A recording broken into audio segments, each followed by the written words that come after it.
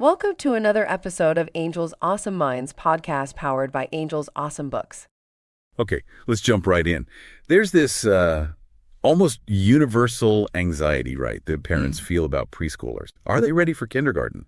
Especially with, numbers and shapes. How do we handle that without making it this awful grind? Right. And the first thing I think is to ditch that high pressure approach. The endless drills, our sources are pretty clear that kind of stress, it can really backfire, especially for kids who learn a bit differently. So our mission today really is exploring fun ways, low pressure, play-based things to make learning feel more like discovery, a game almost. That makes so much sense.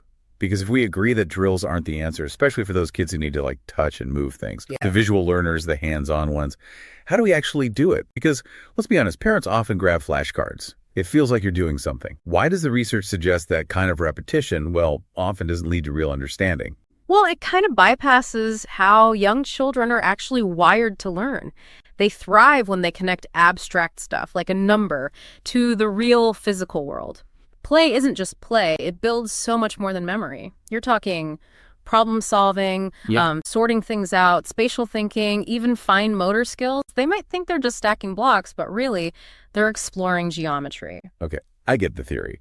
But practically speaking, what if your kid just wants to, run off or maybe eat the counting bears? Give us maybe 2 concrete games, things from the sources that parents listening right now could try, today. Absolutely. Okay, first one is super simple, the shape scavenger hunt. You just pick a shape, let's say a circle, and then the game is find circles in the house or outside. The clock on the wall, a plate, a wheel on a toy car. It teaches them to see the shape in context, real life. Connecting it to their world, not just a picture in a book. I like that. Simple. Exactly. And then for numbers, try number matching mania. You could use a card with a number, say 4. And the child's job is to put that many things next to it, like 4 crayons, 4 leaves, 4 little toy dinosaurs.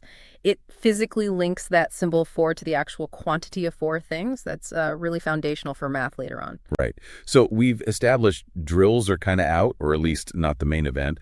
But the materials also mention that sometimes structured tools can be useful, especially, you noted, for visual learners or maybe kids with learning differences like autism or dyslexia, where those visual cues are really key. So how do we use things like flashcards or maybe even workbooks as helpful guides, not pressure tools? That's a really important point. The tools shouldn't be the lesson. They should support it. They're like visual anchors. They can kick off the scavenger hunt or provide a clear picture for the matching game. For a child who needs that predictability, seeing a clear, colorful picture of a triangle can be really grounding. It gives them a reference point. It's about using them to introduce an idea or maybe review something quietly.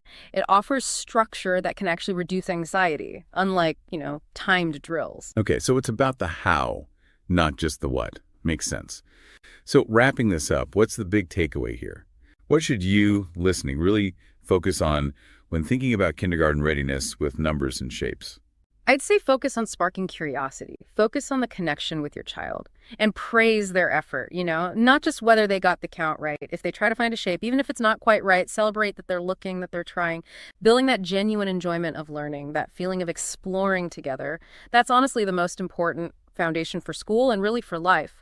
Fostering the love of learning itself. Love that.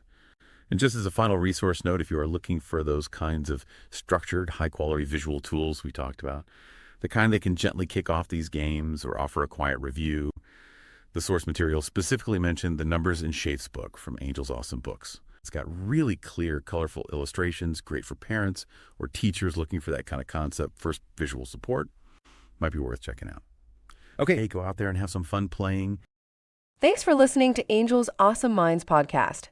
Don't forget to visit Angel's Awesome Books at angels-awesomebooks.com for more tips and resources.